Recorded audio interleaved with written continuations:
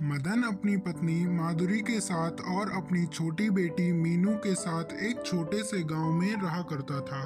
मदन बहुत ज्यादा ईमानदारी से काम करता था। मदन की पत्नी माधुरी बहुत ज्यादा लालची स्वभाव की थी। वह एक सेठ के घर पर काम करती थी। मदन भी सुबह सुबह अपने खेतों की ओर निकल जाया करता था। वह अपने खेतों में सब्जियां उगाता और बाजार में बेचा करता था। तुम लोग यहाँ कब तक रहोगी? जब तक मैं दाना बोता हूँ तुम लोग सारा खा जाती हो। मदन भैया, ऐसी बात नहीं है। हम लोग तुम्हारा दाना और खेत में कुछ भी खराब नहीं करते हैं, थोड़ा बहुत खा लेते हैं। मदन जैसे ही शाम के 5 बजते थे अपने घर की ओर लौट जाता था और मदन की पत्नी भी घर वापस आ जाती थी। जैसे ही मदन की पत्नी घर पहुंचती थी वह तीनों लोगों के लिए खाना बनाकर तैयार कर लेती थी। फिर मदन और मदन की पत्नी माधुरी और छोटी बेटी मीनू एक साथ बैठकर खाना खाते थे। अब हमारी बेटी मीनू भी बड़ी हो गई है तो उसका किसी अच्छे स्कूल में दाखिला करवा देना चाहिए। माधुरी, मीनू का दाखिला किसी अच्छे स्कूल में करवाने के लिए कुछ पैसे चाहिए होंगे, वो हमारे पास नहीं है और सब्जियां मैं बाजार में बेचता हूँ, उनसे कम ही मुनाफा हो पाता है। तो क्यों ना आप सब्जियां भी बेचो और किसी सेठ के यहाँ कर काम भी तलाश लो। कल जाना और काम तलाश लेना।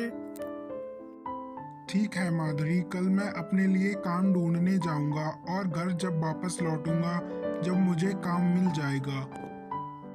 माधुरी और मदन इतनी सारी बातें करने के बाद सो जाते हैं। माधुरी और मदन की रात अच्छी कट जाती है। जैसे ही सुबह होती है माधुरी मदन के लिए अच्छा सा लंच बनाकर पैक कर देती है। मदन एक सेठ की दुकान पर काम मांगने के लिए पहुंच जाता है। कौन हो आप और मेरी दुकान पर क्यों आए हो? क्या तुम्हें किसी काम की जरूरत है? तो तुम्हें काम मिल जाएगा।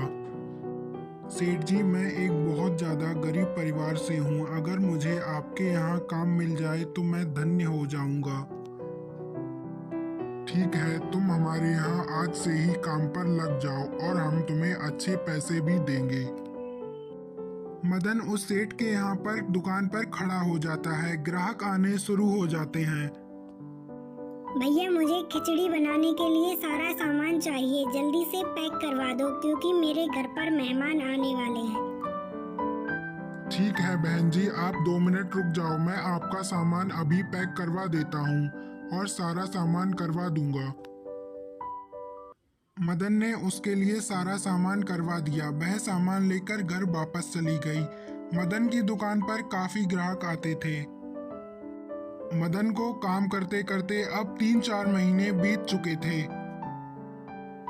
अब आपको सेठ की दुकान पर काम करते करते 3-4 महीने बीत चुके हैं, तो क्यों ना आप अपने सेठ से अपनी तनख्वाह बढ़वा लो। ठीक है माधुरी, अगर तुम कहती हो तो मैं इस बारे में कल सेठ से बात जरूर करूंगा। अगले दिन मोहन अपने काम पर जा रहा होता है। तब वह सोचता है कि आज तनख्वाह के बारे में भी बात करनी है।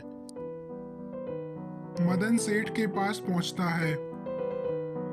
सेठ जी, मुझे आपके यहाँ काम करते करते 3-4 महीने बीत चुके हैं, तो क्यों ना आप थोड़ी सी मेरी तनख्वाह को बढ़ा दो। देखो मदन, हम तुम्हें अच्छे खासे पैसे तो देते हैं, फिर तुम्हें तनख्वाह बढ़वाने की क्या जरूरत पड़ गई? और वैसे भी तुम काम ही क्या करते हो? मदन निराश होकर बेचारा चुपचाप घर वापस लौट गया। आ गए आप। आपने सेठ से तनख्वाह के बारे में कुछ बात की या नहीं? हाँ माधुरी, मैंने सेठ से तनख्वाह के बारे में बात की तो उसने मुझसे मना कर दिया कि मैं तनख्वाह को नहीं बढ़ाऊंगा। आप बिल्कुल निराश मत हो, मैं अपना काम शुरू करने वाली हूँ, उसमें हाथ बटाना। ठीक है माधुरी, तुम्हें दाल चावल बहुत अच्छे बनाने आते हैं, तुम बाजार में दाल चावल बेचने लगो। अगले दिन से माधुरी बाजार में अपने दाल चावल का स्टॉल लगाने लगती है। दाल चावल खाने लोग दूर दूर से आने लगे थे। अब माधुरी के दाल चावल इतने ज्यादा मशहूर हो गए कि लोग गाड़ियों से दूर दूर से उसके दाल चावल खाने आने लगे।